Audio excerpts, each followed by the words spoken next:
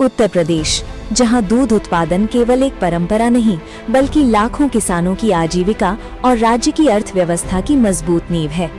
उत्तर प्रदेश में दुग्ध व्यवसाय का सफर सदियों पुराना है। 1917 से पहले दूध का व्यापार मुख्यतः पारंपरिक था। वस्तु विनिमय प्रणाली, धार्मिक सांस्कृतिक महत्व और स्थानीय उपभोग तक सीमित। 1917 से 1970 के बीच सहकारिता का दौर शुरू हुआ। 1917 में प्रयागराज में कटरा कोऑपरेटिव मिल्क सोसाइटी के रूप में देश का प्रथम सहकारी दुग्ध समिति गठित हुआ। साल 1938 में लखनऊ मिल्क यूनियन के रूप में देश का प्रथम दुग्ध संघ स्थापित हुआ। 1962 में पीसीडीएफ के गठन ने संगठित डेयरी विकास की नींव रखी। 1970 से 1996 के मध्य श्वेत क्रांति ने पूरे देश में ऑपरेशन फ्लड के माध्यम से उत्पादन, नेटवर्क और गुणवत्ता में अभूतपूर्व वृद्धि हुई। साल 1976 जब उत्तर प्रदेश में दुग्ध विकास की एक नई शुरुआत हुई। दुग्ध विकास विभाग की स्थापना ने राज्य में एक संगठित डेयरी प्रणाली को मजबूत आधार दिया और वहीं से शुरू हुआ एक सफर गांव से शहरों तक, किसान से बाजार तक। 1996 से आज तक डेयरी क्षेत्र ने संगठित विस्तार का दौर देखा है। निजी कंपनियों का प्रवेश, आधुनिक प्रोसेसिंग, कोल्ड चेन और वैल्यू एडिशन के साथ ये क्षेत्र आर्थिक शक्ति बन चुका है। लेकिन डेयरी क्षेत्र का महत्व केवल अर्थव्यवस्था तक सीमित नहीं है, बल्कि उत्तर प्रदेश में कुपोषण और कम प्रोटीन सेवन आज भी एक चुनौती है। औसतन 58 ग्राम प्रोटीन प्रतिदिन लिया जाता है, जो न्यूनतम आवश्यकता को ही पूरा करता है। दूध एक संपूर्ण आहार है। इसमें protein, calcium, vitamin A, B12 और डी जैसे पोषक तत्व भरपूर मात्रा में होते हैं। समय के साथ सरकार ने इस क्षेत्र को नई दिशा देने के लिए ठोस कदम उठाए। उत्तर प्रदेश दुग्धशाला विकास एवं दुग्ध उत्पाद प्रोत्साहन नीति 2022 का उद्देश्य स्पष्ट है।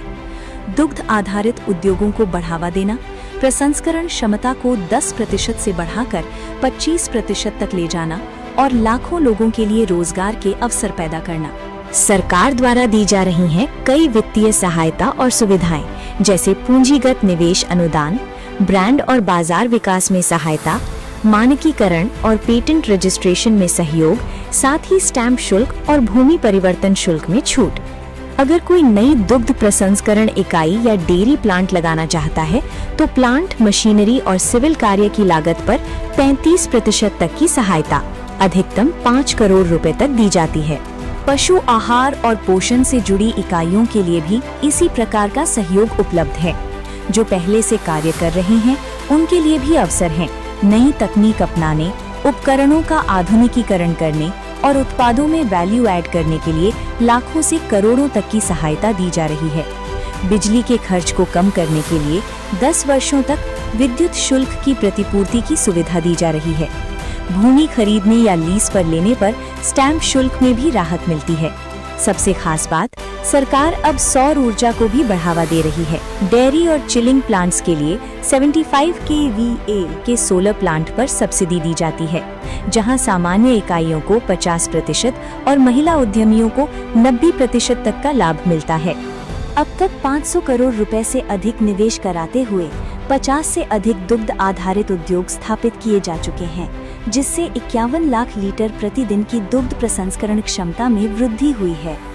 उत्तर प्रदेश दुग्धशाला विकास एवं दुग्ध उत्पाद प्रोत्साहन नीति 2022 के अंतर्गत निर्धारित वित्तीय लक्ष्य के सापेक्ष 113% अधिक धनराशि डीबीटी के माध्यम से निवेशकों को वितरित की गई। वहीं नंद बाबा दुग्ध मिशन किसानों को सशक्त बनाने की दिशा में एक महत्वपूर्ण पहल है, जिससे उनकी आय बढ़ाने, उत्पादकता सुधारने और बेहतर मूल्य सुनिश्चित करने का प्रयास किया जा रहा है। नंद बाबा दुग्ध मिशन के अंतर्गत 10,000 से अधिक लाभार्थियों को डीबीटी के माध्यम से अनुदान की धनराशि प्रदान की गई। इस योजना के तहत 3200 से अधिक समितियों का गठन किया गया, जिससे लगभग 1,50,000 सदस्यों को लाभान्वित किया गया।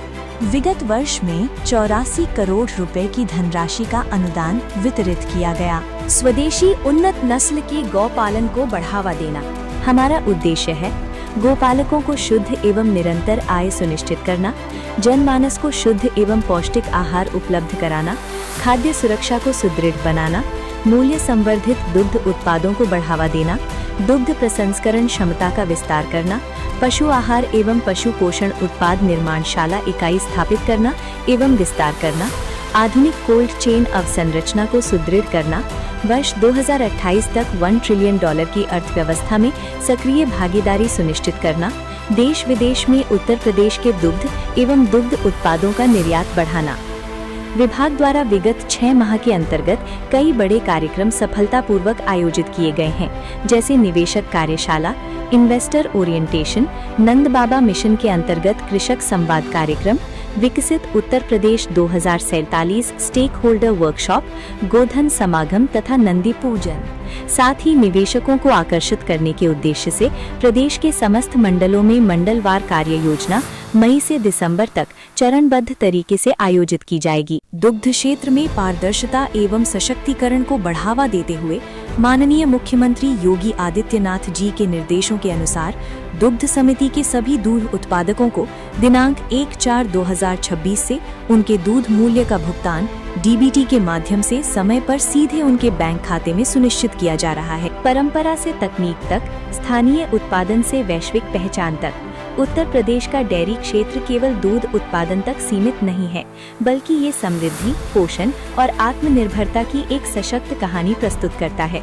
माननीय मुख्यमंत्री योगी आदित्यनाथ जी की प्रेरणा एवं कुशल मार्गदर्शन में बदलते एवं समृद्ध होते उत्तर प्रदेश में दुग्ध विकास विभाग ने अपनी स्थापना की 50वीं वर्षगांठ के उपलक्ष्य में दुग्ध स्वर्ण महोत्सव 2026 का आयोजन किया।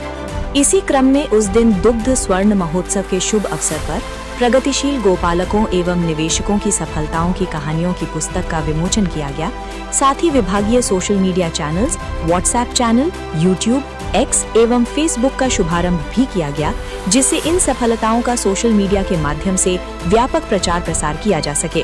साथ ही उस कार्यक्रम में नंद बाबा पुरस्कार के अंतर्गत ब्लॉक स्तरीय लाभार्थियों को डीबीटी के माध्यम से पुरस्कार धनराशि का वितरण किया गया तथा प्रगतिशील गोपालकों, अग्रणी निवेशकों एवं प्रतिभाशाली नवाचारकों को सम्मानित भी किया गया। इन तमाम प्रयासों से आज मेक इन उत्तर प्रदेश का सपना साकार हो रहा है।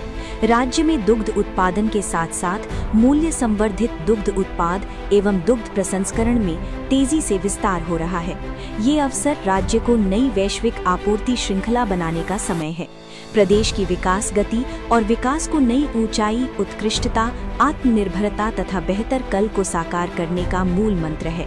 आइए हम सब मिलकर ये संकल्प लें कि ग्रामीण अर्थव्यवस्था मजबूत हो, बढ़ती आबादी के लिए पोषण एवं खाद्य सुरक्षा सुनिश्चित हो और रोजगार में वृद्धि हो।